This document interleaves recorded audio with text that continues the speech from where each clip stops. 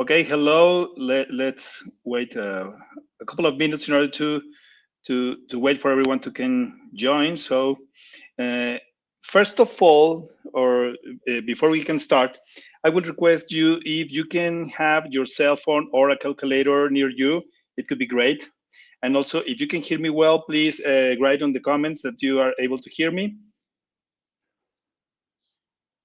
You are able to see the chat. Okay.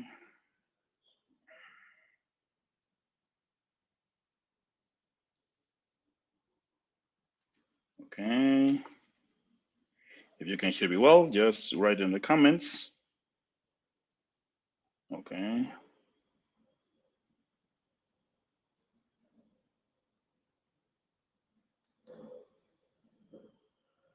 Okay, don't worry about it. Let's going to wait another minute in order to start.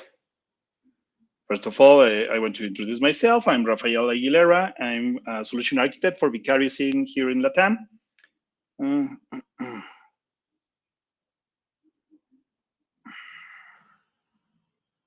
Excellent, Nicole. Thanks a lot.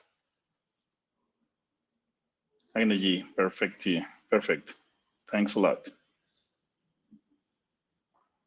Okay, so I think that we are able to start. Well, thanks a lot for joining this session. Again, my name is Rafael Aguilera. I am solution architect for Vicarious here in Latin America. And well, first of all, I'm going to start with a little bit of magic. It's going to be something strange that the thing that we are going to happen here. But let me remove remove this in order to you better watch me. Okay, so first of all, thanks a lot. We are here. Let me welcome you to Vicarious, and I have here a prediction. Okay, my prediction, a prediction of something that is going to happen right now. Okay, so in the chat, I would like if you can help me to write a number for that it's going to be a four-digit number, please. Whoever can help me to put it on the chat here, a number. Let's wait. If you can write a four-digit number, okay. I'm going to put this over here, okay. And let me open my calculator, okay. If you can open your calculator, you want to um, to go with me, it could be great. Okay, so Ryan said the number 9756. If you can put 9756, that's great. And this number that was put by Ryan, we are going to multiply, okay, LinkedIn user, put another one, don't worry about that. If you can help me to put a five-digit number this time, okay? And we are going to multiply this for a five-digit number. Nicole, okay, let's put Nicole's name number. It was 33711, and let's add a nine. Maybe it could be help. Excellent. Okay, so we have now multiplied these two numbers. This is what the number was 37119. Okay, so if you can help me to put numbers, aleatoric numbers, it doesn't work. It doesn't matter if it's 1, 2, 3, 4, 5, 7, whatever number that you want to request here. And let's go into, okay, I have here a couple of them.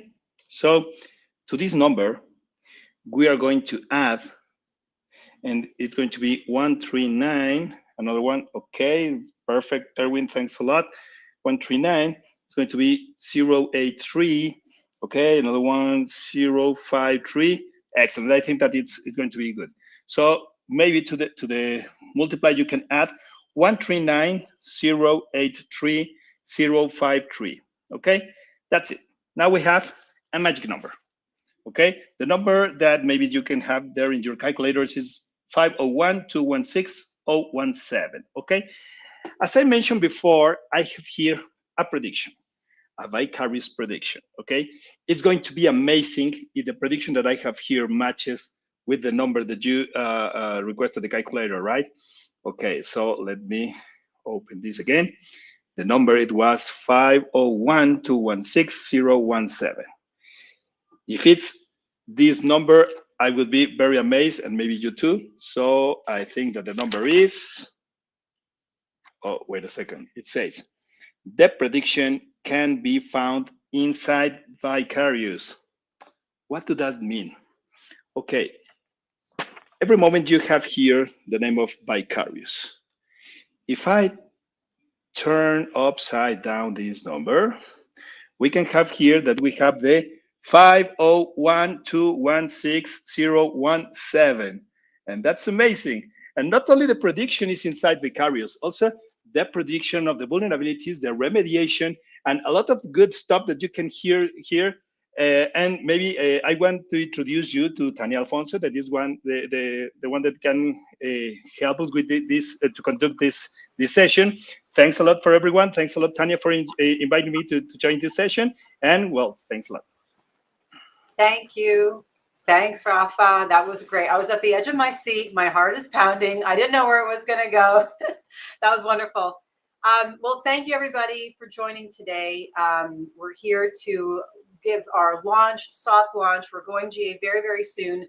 And we're here to talk to you about us joining the marketplace, the Pax8 marketplace. We are extremely excited. And I just want to share with my team. I'll just share my screen here. One moment. I'll get this going. To get that. Okay. Live. Good. Okay. I can see it. All right. Fantastic. So like I mentioned, we are here today to talk about our joining the Pax8 marketplace. This has been a work in progress for some time. I want to thank the Pax8 team for all their dedication and help to get us here today. And to our MSP community, we would not be here had it not been for you. Big part of that is thanks to all the work that we do together. And we're very invested, of course, in this endeavor. So joining me today, we've got a really started off very fun, and we have a continued fun session for you today. It's going to be like a panel discussion. We're going to have a little bit of demo, so we're going to get into all that.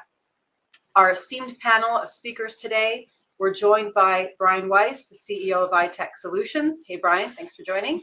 We've got Isaiah Stearns, Manager of Security Solutions at Pax8. Thanks, Isaiah.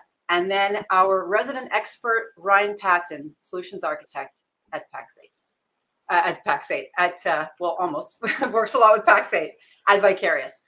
So I'll just go into a little bit of what we solve, why we're here, how we help MSPs today.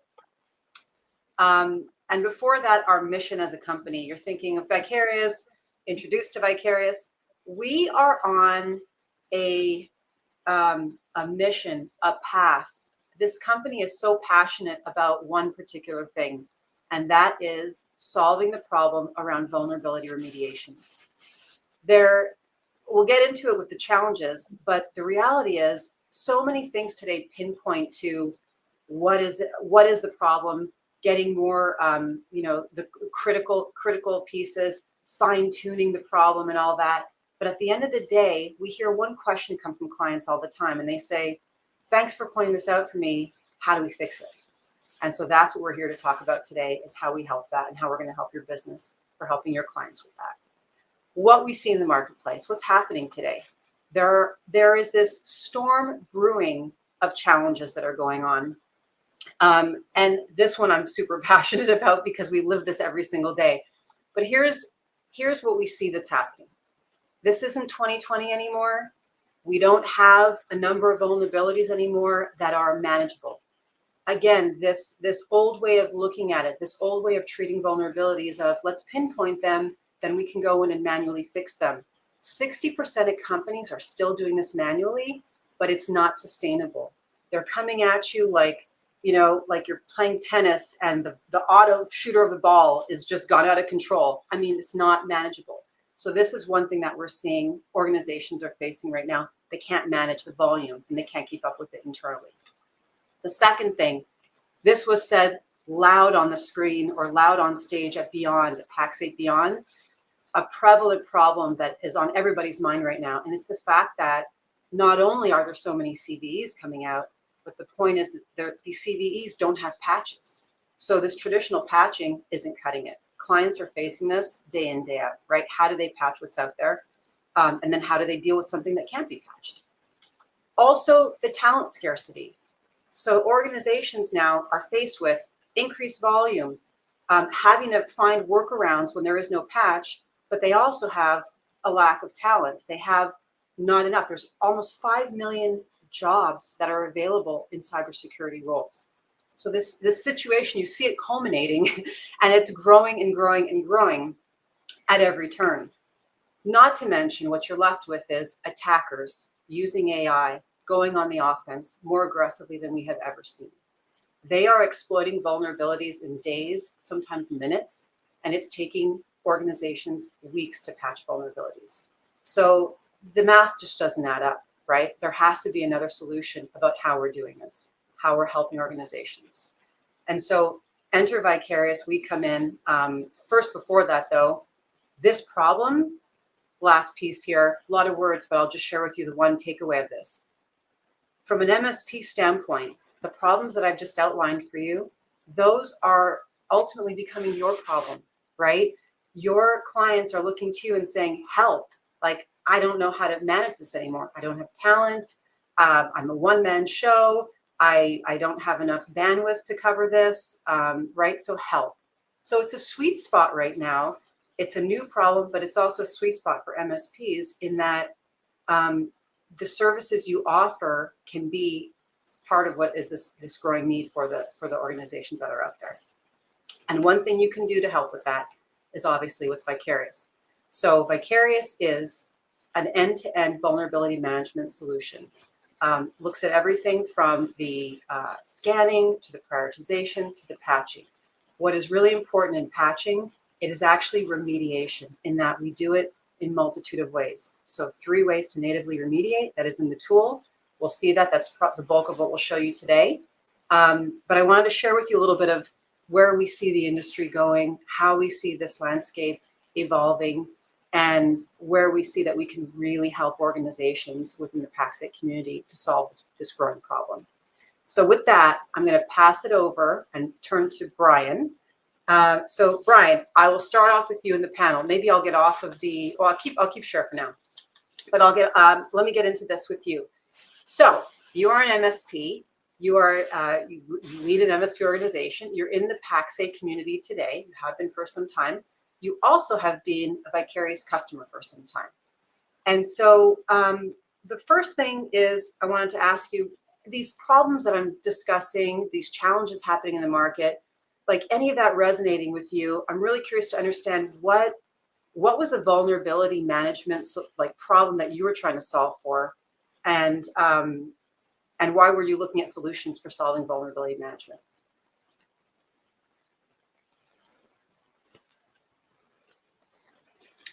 I think you're might be on mute. I pulled the old forgot to unmute myself move. Yeah, what I was saying is a great question. When we think of vulnerability management, I was struggling. We've been using Vicarious VRX for going on 3 years, but before that, it was this challenge of, first we have to identify everything that's out there. Then we have to classify and understand kind of the risk level. And then we have to create a remediation plan on, how we're going to remediate said risk. And of course, remediate it. And then we kind of have to validate said remediation. And that process felt very clunky for us. Typically, it's a situation where you've got a vulnerability scanner, if you will. I don't know that you can call that full management if all it's doing is just scanning, that's reporting all this to you and pulling in, CVSS information. But that score by itself isn't necessarily what you tend to use to understand, order of remediation, because there's other factors out there like, impact, likelihood of the vulnerability, actually being used by a threat actor. So these are other factors that we kind of had to put into play too. And then we had to jump to another tool to then patch it. If there wasn't a patch available, we would then have to look at our EDR platform to do some sort of detect and respond, or maybe do some scripting to try to change some registry entries or block things from being able to happen. And it was just this very clunky process where it introduced extra human hours and even room for human error that we were concerned about. So that's ultimately why we felt we needed to find a better solution, so after digging, we actually found, VRX about 3 years ago and have been happy ever since. Great, thank you. Can you share a little bit about iTech and the clients that you serve and your organization? And I do want to ask your living vicariously question, because I know you have one, of what would make us want to switch places for a day? What does Brian do when he's not running iTech? Fun fact about me, I was a DJ for 10 years. So I love kind of being on stage in the spotlight. I turned all my old DJ equipment into a karaoke system. And my daughter loves singing and performing. So really kind of karaoke is my passion, to where I let loose, if you will, outside of work. But yeah, it's being behind a computer all day. Sometimes you kind of want to get out there and be around people and just get out of your skin a bit. So that's karaoke performing for me is, definitely out my vicarious way of living, I should say. And then, a little background on iTech. We traditionally, way back in 2005, started out as a break fix shop. In about 2008, we moved to what we call managed services today, more of a fixed support plan and providing, tools, kind of cloud resale, SaaS security. And we've grown, we had a couple of our clients that grew quite a bit and had internal IT. So we fell into the co-managed space about 2015. And ever since then have focused more on co-managed from a growth perspective. So we actually have co-managed clients using VRX as well, internal IT teams of large organizations. But it's about half and half right now, fully managed and co-managed. We've got a team of 11 people right now. And I would say, when I think of what helps me sleep good at night, it's understanding what does our threat landscape look like out there. And so, lots out in the cloud. We're a Microsoft first shop. So, we use Microsoft to drive a lot of our cloud environment and applications and data storage. But that doesn't mean we don't have, the living off the land concerns as well with the devices and endpoints and networks. So, ideally we've got a good idea of what do our vulnerabilities look like from a local landscape perspective, local network devices, even remote users on remote devices. And then obviously, what does our cloud vulnerability landscape look like? So those are kind of the two lenses is, what are our cloud vulnerabilities? How are we addressing those? And then how do we address our non-cloud endpoint and network vulnerabilities? And ideally, you only want to have to work with one tool for each item instead of a myriad of tools. Otherwise, it just makes it a little overwhelming sometimes. Yeah. And you mentioned the co-managed and from the break fix. This is something that we do see a lot of, is that evolution. And that's what I was pointing out with the problems right now that are going on, or, the way that just the market's evolving, it's creating new opportunities. So we are seeing this progression. In the co-managed, did bringing on Vicarious help or change the way that you were remediating vulnerabilities? Was it like passing it off first and then, okay, but we'll take on that role now, or let's jointly own that? Yeah, I mean, I think what we try to look at is total cost of ownership when we're trying to address, the day-to-day items that an IT department or company like us, MSP, is responsible for. And I don't know that we were ever happy before we found Vicarious in the amount of time it took just to deal with vulnerabilities, and identifying them, remediating them, validating them. So a lot of these co-managed clients, internal IT departments had this issue as well, where, they'd spend a fair amount of their time dealing with vulnerabilities and not necessarily getting the outcomes they were looking for. So, you know, part of that was one of the things that, you know, anytime we take on a new co-managed client, it's one of the first things we look at is how are you handling vulnerabilities? What does that process look like? What are your struggles? And Vicarious pretty much is something that they immediately want to get their hands on to make their lives easier, because we have better things to spend our time on. This is a moving target. It's not like you patch everything and then you walk away. You don't have to worry about it anymore, right? It's a journey, not a destination. So how do we make the journey, you know, how do we lower the total cost of ownership and frustration with that journey, right? Mm-hmm. Yeah, absolutely. Yeah, we say that I love the expression of, you know, just or the like really what the tool does is like get the easy stuff out of the way, focus on the hard stuff. When you're just spending time focusing on the easy stuff, then it becomes frustrating. So use the automations and get all the easy stuff. Thanks a lot, Brian. Really, really good insights. Really appreciate you as always. The next questions are also, feel free to chime in. I'm going to cut over to Isaiah here for a second. I wanted to talk about it from the Pax8 perspective, and I am going to put up a slide here in just a minute, but I'll talk about it from the Pax8 perspective in that Pax8 utilizes, and it's awesome to build a framework. MSPs need a framework in which they can have these playbooks and have a consistent delivery for their clients. Mm-hmm. And so instituting the CIS framework. My question for you is like, how do you see Vicarious helping MSPs in their portfolio and in, you know, strengthening their security stack, growing their revenue? Yeah. For ease, I'll put up the CIS framework. Awesome. Thank you, Tanya. Yeah. Wanted to kind of give you some background. So yeah, like you said, at Pax8, we really help our partners align with CIS. We're familiar with the other frameworks like NIST, CMMC, right? And so not taking away anything from those frameworks, but Pax8, we really closely align and help our partners closely align to CIS.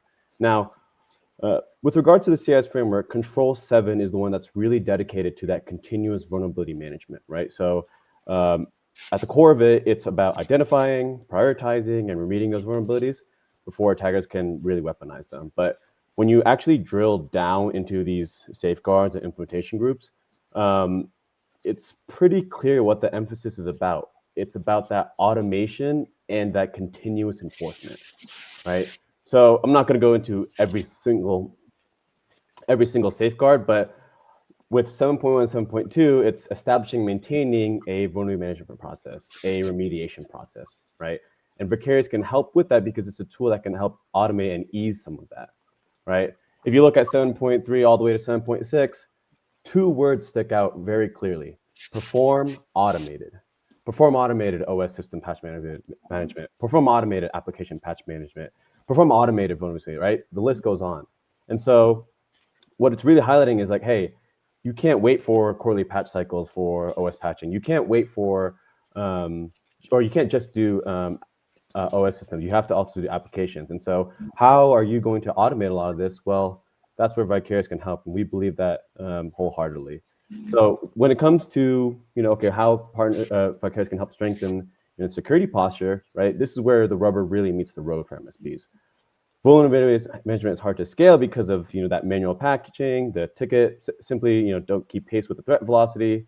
Obviously, Brian mentioned the juggling multiple tools, right? And so most solutions generate endless vulnerability data that don't really help MSPs answer that client, but Vicarious changes that by directly aligning to Control 7, right? It's written, right? It's obvious, right? With the automated scans, the automated prioritization, the automated remediation. And so that automation first approach really makes vulnerability management scalable in an MSP business model, while also turning into a revenue generating service that aligns to that CIS maturity. One thing I kind of want to transition to is if you go to the next slide, there's really three drivers or value points Pax8 and all of our vendors try to point towards, right? That's growing the business of the MSP, right? Revenue, increasing that bottom line, gaining efficiencies, right? So operational efficiencies, and then reducing risk, whether that be security, compliance, and cyber liability insurance risk. And so how these tie to Control 7 specifically is one, when it comes to growing the business, Control 7 creates a consultative entry point, right? When you automate this continuous vulnerability management, you're not just protecting endpoints. You're offering a service that you can offer to your clients, right? When it comes to gain efficiencies, that one's pretty clear, right? The subcontrols call for automated OS patching, automated application patching, automated scanning, right? So if you're trying to do this manually, you'll never scale. And obviously, reduce risk. It's part of the framework, right? It's to remediate the vulnerabilities and prove it, right? So reports without action don't reduce risks. Action reduces risk. Mhm. So when you kind of map it all to Control 7 and obviously tying to those 3 value drivers, with regards to Vicarious, Vicarious helps grow the business, creating new revenue streams around vulnerability management. It all helps gain efficiencies. We talked about the automation, what it used to be manually, right? You can save those hours, and then reducing that risk, ensuring the vulnerabilities are not only found but actually remediated as well. Yep.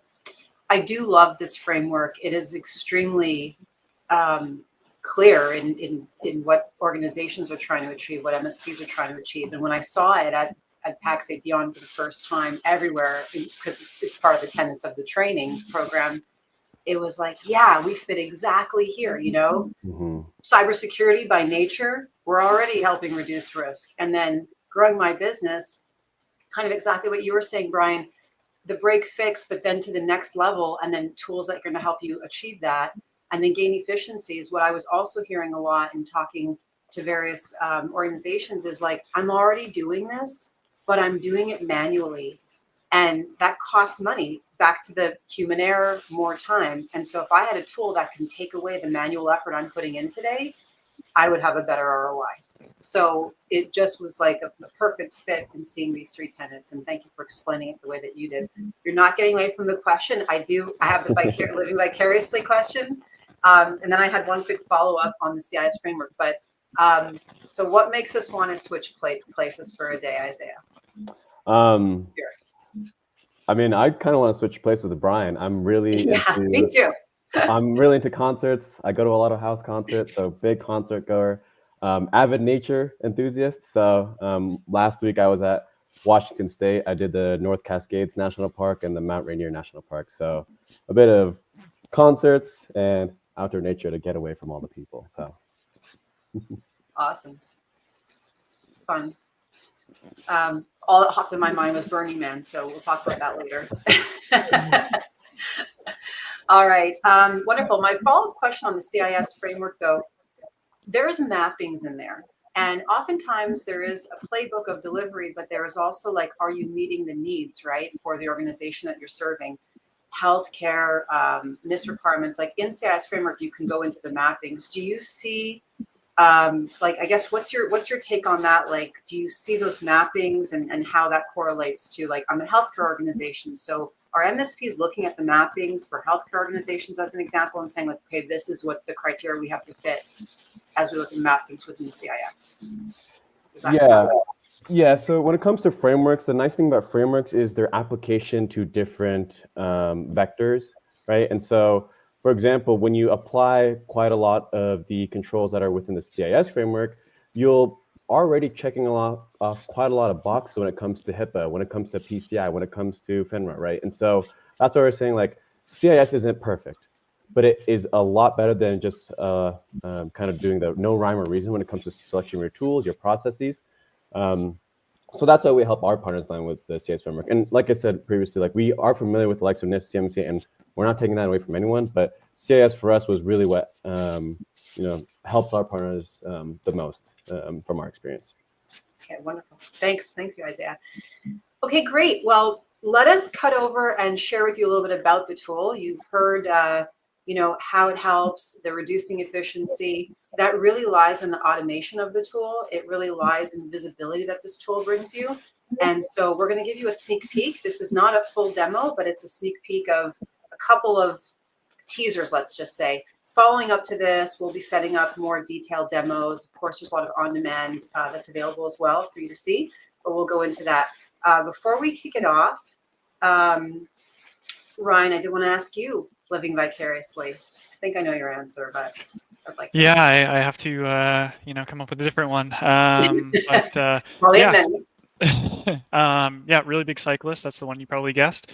Especially lately, did a really big event out in Colorado earlier this year where I went through a few mountain passes, and it's like 120 miles and 11,000 feet of climbing.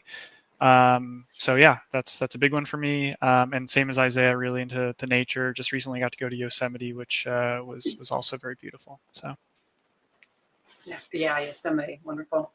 Cool, thank you. Okay, so I'll pass it over to you, Ryan. I'll stop sharing my screen. cool, fantastic. Yeah, looking forward to showing everyone the tool here. So should see my screen, I believe. There we go. Perfect. So yeah, everyone, as Tanya mentioned, there's a whole lot to show. I don't think we can fit everything in the time that we have here today, but wanted to give everyone some kind of main takeaway of the tool is that we're able to drive down this risk. We're able to move the needle. We're able to do this in a really automated fashion, and you'll see here in the UI how easy that is to set up. So I want to focus specifically on the remediation aspects of the platform. Of course, we do the vulnerability detection. We do prioritize it so that we can help teams focus on what matters most. What is the most likely application to be exploited or likely asset to be exploited? All of that feeds into the remediation decisions that we make, and of course, there's reports that we need to provide to show our clients how we're protecting them, aligning with these frameworks and so on. But remediation is really what is, taking those findings of new vulnerabilities, taking the data that we're, assessing those vulnerabilities based off of, and, providing an action, providing an outcome. So that's what we're going to be focusing on here today. There's a couple different remediation tactics in the platform because no two vulnerabilities are exactly alike. Some are a little bit easier to fix than others. So I'm going to kind of walk through just a brief overview of some of the different techniques we have for reducing risk, mitigating and remediating vulnerabilities. The first of which is really unique. It's something that you won't really see in any other tool of this kind. And this is something called X-Protect or patchless protection. The reason it's patchless protection is, maybe you've had an application in your environment, it's end of support, or maybe you have this really critical production application that you just can't upgrade on a whim whenever a patch comes out. You have a really kind of strict change management policy. You need to do some testing. You need to roll it out. That takes some time. In the case of end of support applications, maybe you want to upgrade that down the road, but you need to close out the quarter. You need to wait until the next fiscal year to do that. Whatever the reason, right? I think a lot of MSPs can relate to having those discussions with their clients.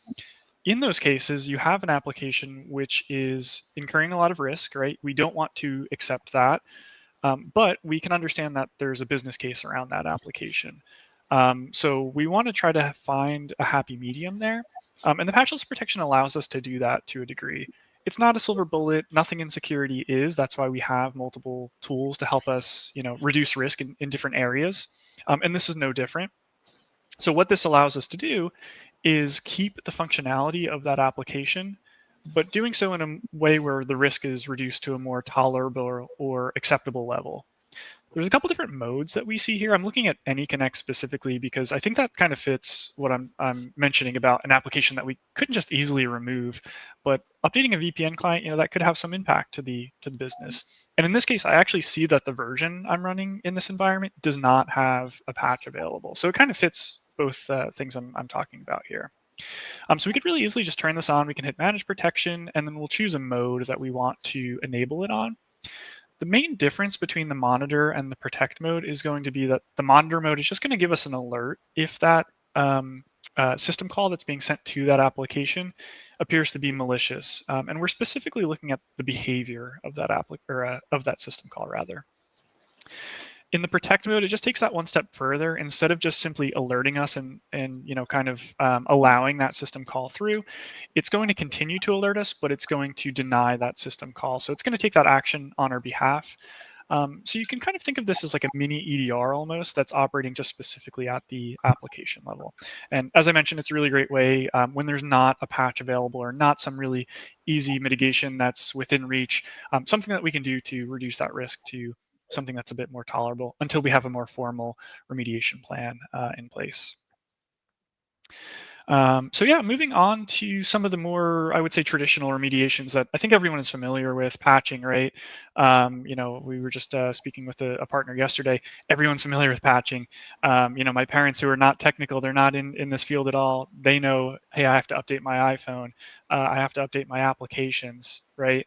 So it's something that everyone is familiar with, but I think for MSPs, it can be especially challenging because there's a wide client base. There's lots of other competing priorities. As Brian mentioned earlier, this is not a one-time thing that we just implement a solution and we're done with. There's new patches coming out all the time. There's new vulnerabilities. So we need to stay on top of it. And again, doing that in an automated fashion, which also, as Isaiah pointed out, aligns with the language with CIS, is exactly how we want to help our customers achieve that in a really scalable and efficient manner. So one thing that's really great about VRX is we have one of the largest third-party application patching libraries of any tool of this type. Currently, that sits at in between 11 and 12,000 third-party applications. So even if your customers are running some non-standard things that you might not see too often, there's a pretty good chance that we have that supported here, which just gives you that really great starting point and really wide coverage. In this case, I'm just going to select a handful of applications. I'm building out a policy, an automation policy. And really what this is a set of actions that are going to be performed on a set of devices on a frequency of my choosing. So it's just going to take that manual effort, or what could be a manual effort, from my team, and it's going to automate it so that they can focus on other things that are on their plate. Brian and we had a call earlier this morning where we talked about an old Exchange vulnerability, which is a story I love. I think it's super interesting. And I remember vividly when I was working at an incident response firm where I was patching these Exchange servers and having to restore some from backup due to some issues. So that would be something that, is a vulnerability which is a little bit more complex and might require a bit more time. Again, we're upgrading an Exchange server. That's something that's critical to the business. It's not just something we're maybe applying a patch to.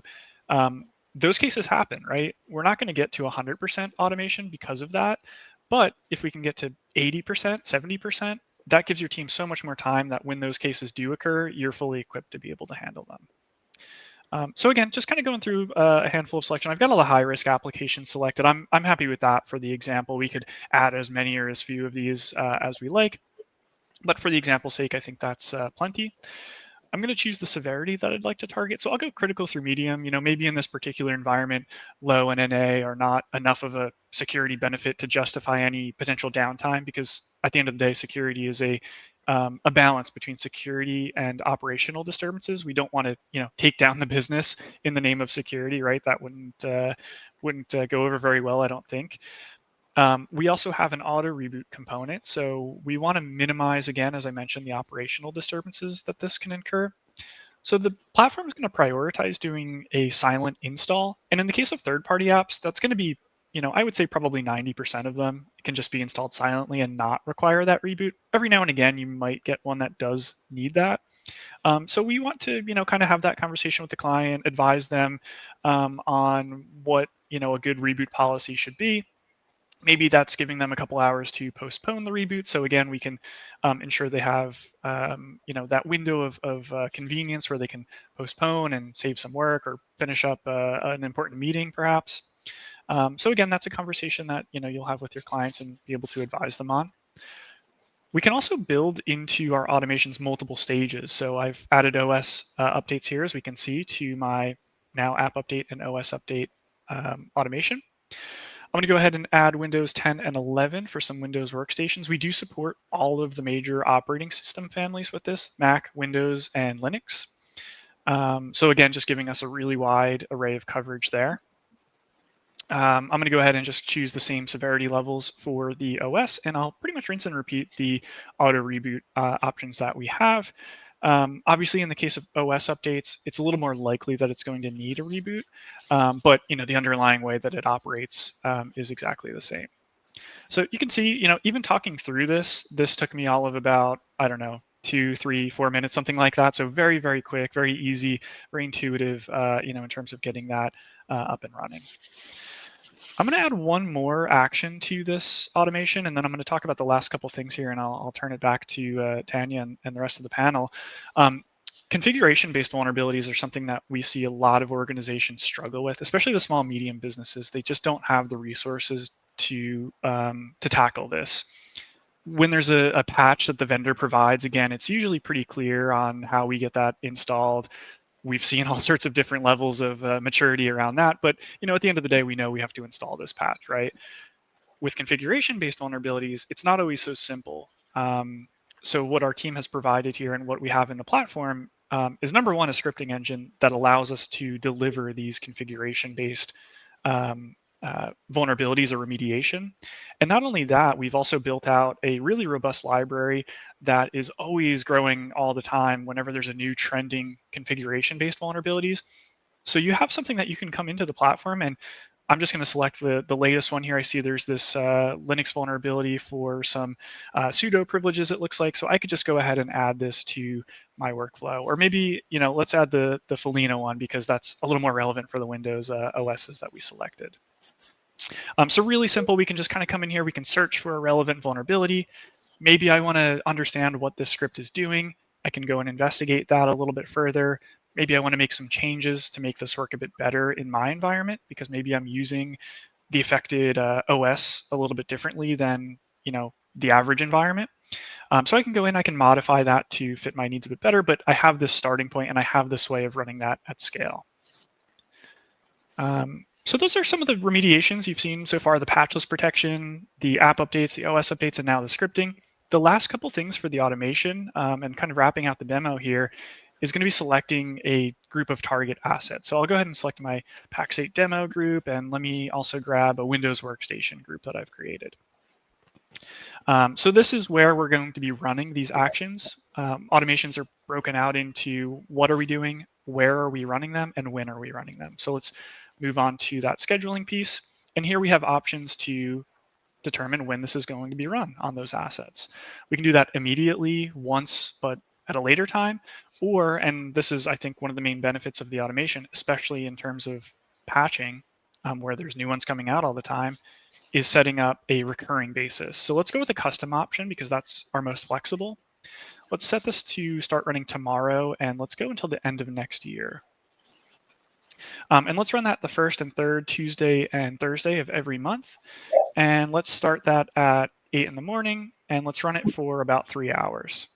Now, again, really quickly, even talking through this, going through some of the different use cases, explaining the capabilities, you can see in a matter of about, 10 minutes, I was able to set up an automation which is handling patching for some of these applications, Windows 10 and 11. We're going to be running a remediation on what was a trending config-based vulnerability on the Windows Support Assistant called Felina. And we're going to be targeting some asset groups. I've got this review here. Once I'm happy with this, maybe I want to go back, make some changes if I'm not, but once I am, I can click activate, and now I've got all of this stuff built into a really neatly packaged policy, which is going to take care of this for me. So yeah, with that, back to you, Tanya. Great. I did have a question on this, but I also wanted to open it up for any questions from the audience, but I will kick it off. I did have one. When you're looking at this, and you ran through the automation, MSPs have a community of many clients. So that's many dashboards. What does that look like? Is it one automation per all? This came up even earlier, Brian, in our conversation, but it's a great question. So what does that look like for MSPs? Yeah, the short answer is it depends, because there can be so many variables, right? But at a high level, we do have a fully multi-tenanted environment, so we can set up, what would be in RMM terms a client or a site. We call them teams. Nomenclature is a little bit different, but the end result is the same. So that allows us to manage multiple clients in a single dashboard. And teams are basically just a relationship between asset groups and users. So we could say these asset groups belong to this client, and these users should have access to it. So that also allows us to do things like co-management. In a lot of cases, what we find is that MSPs might have kind of like a blanket general policy that they might apply to the bulk of their environments. And this allows them to have a repeatable process that they can, easily onboard new clients, because they say, hey, we're going to patch all of your standard applications on this recurring basis. And we can just duplicate and pretty much rinse and repeat that to, all of the environments. Now, when you have more complex environments, you were talking earlier about healthcare and, some of these other sectors that have really specific needs. Obviously, we don't want to be patching, some sort of electronic health records solution, or, something that might be running some imaging, X-ray imaging software. Those are things you're not going to see in other environments. And also you want to, do it in a very specific way. So you might use those as like more tailored automations, which are very specific to a client. So again, automate what you can, duplicate what you can, and then, the more tailored automations for those extra cases. Like you said it before, no silver bullet. There is no magic wand, but with the right tool, you can have the threats disappear. So that's my circle back on the magic. Definitely. So any questions, open it up to the group. Any questions from the group or anyone on the panel? Give it just a second to see if there's any Q&A.